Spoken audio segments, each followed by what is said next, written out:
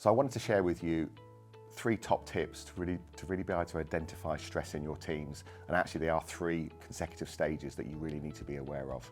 We know that a certain amount of stress really helps us to work at peak performance, but the level of stress that we think is good for us and to be able to work at that level is way less than we think it is. So top three tips to be able to identify stress in your teams as a leader.